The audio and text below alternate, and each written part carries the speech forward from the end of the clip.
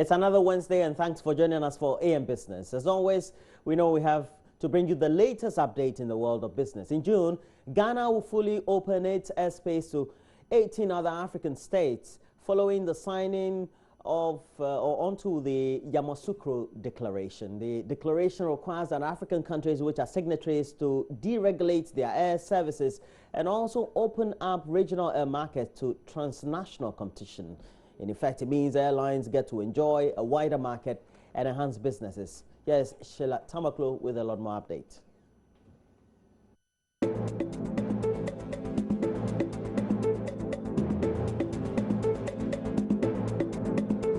The pursuit of Ghana's aviation sector as a hub on the African continent has become more imminent than ever before.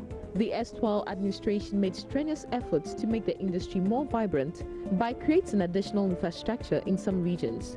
It's also reduced the cost of aviation fuel in an effort to stimulate competition within the sub-region where cost of aviation fuel has remained exorbitant. Additionally, the present administration brought back a ministry in charge of aviation and subsequently scrapped 17.5% VAT on airfare. These are great indications Ghana's aviation industry is ready for a massive takeoff. As part of implementation of the Yamoussoukro Declaration, Ghana is opening up its airspace to 18 other African states come the 1st of June this year.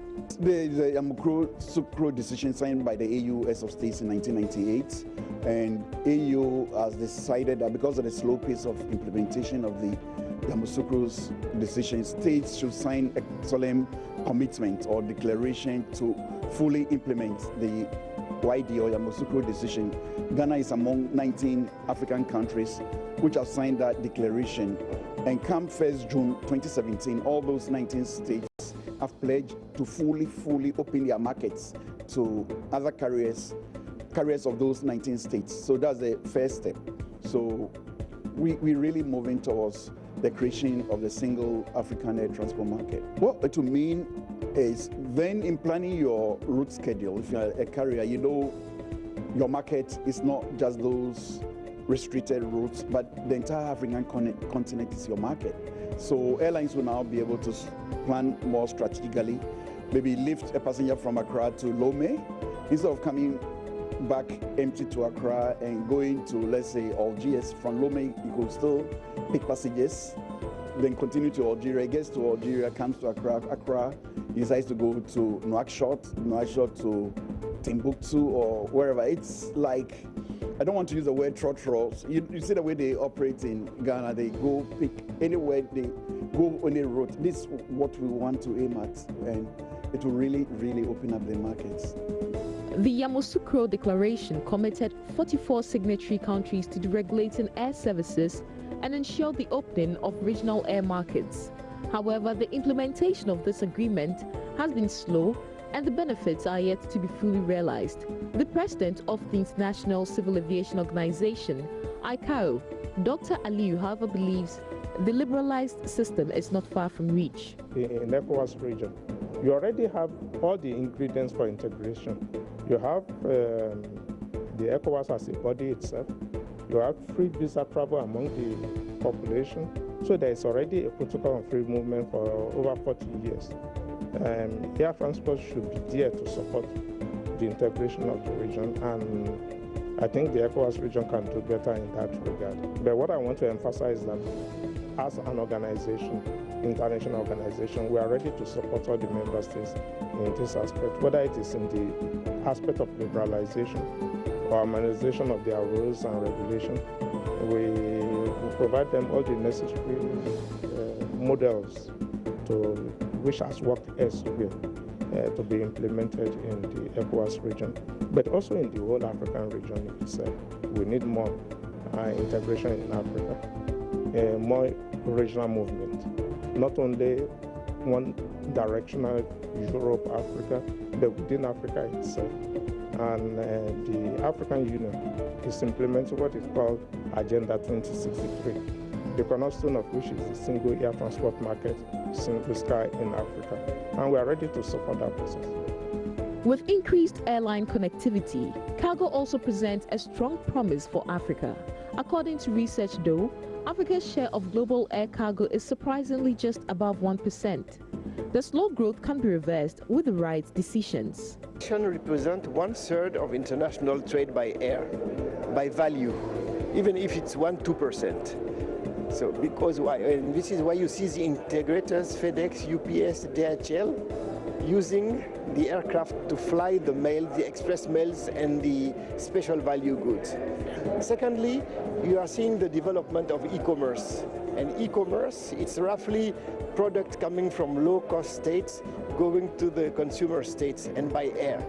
So there's a lot of value. We are in Ghana. We know that gold flies when you export gold. So it's part of the development of cargo. And of course, the benefit for us that we see is that Africa can export goods by air. We know handicrafts, we know seafood, we know gold, diamonds, jewelries. So there's for us a way to improving the trade of African states, and also we know that pharmaceutical are coming by air, specific equipment for infrastructure.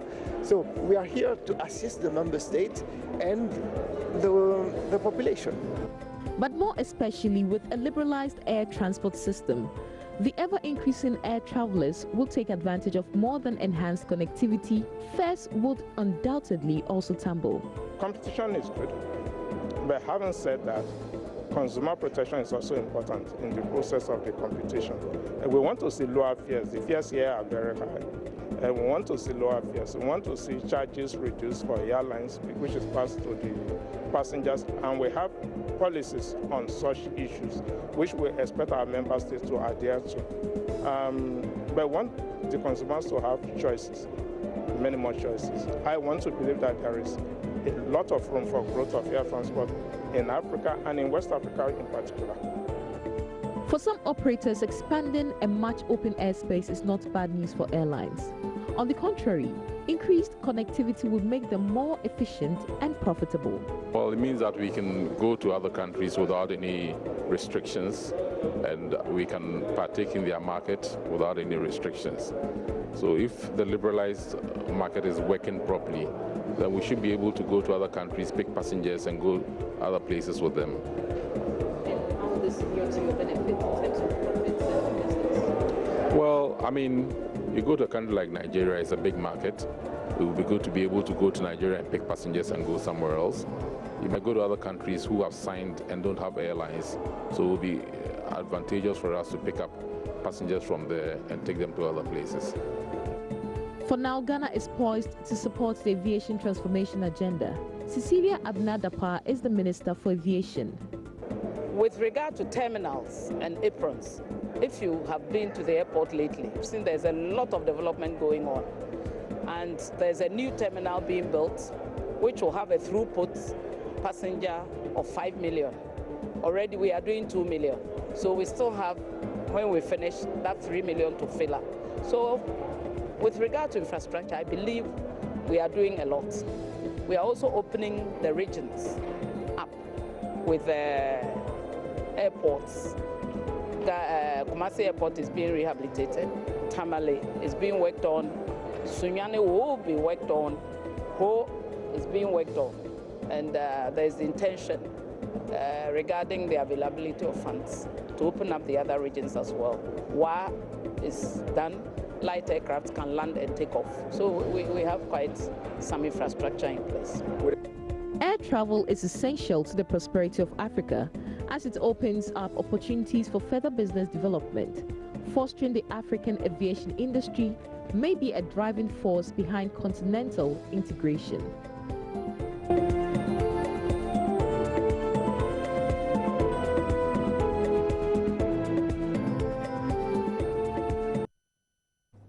Well, so we hope that the aviation industry in Ghana will grow to greater heights, and we'll see the growth that we need for the sector. But that'll be it for AM Business. We have to thank Sheila Tamaklo and her team for that great report. But for all that, if you want to get interactive, our page is Facebook. Join News on TV is there. And also we have our interactive handle on Twitter, Join News on TV. Right now, you can find us on multi-TV world platforms where we're streaming live. we have to take a break. When we come back, we'll be having great discussions, and we know that topically there's a controversial issue as to what a typical state enterprise CEO should be taking. And we know that the new board chairman of Cocoa Board, Hackman Osuajiman, had revealed that at least 70,000 Ghana cedis was the monthly salary of just the CEO of Cocoa Board. He said and recommended that has to be reviewed. We'll see how that goes. But we'll be having John Kuma. He's a legal practitioner, but also a newly appointed executive director or boss of the Youth Enterprise Support Fund. So we'll have great discussions with him. All up next. Do stay on.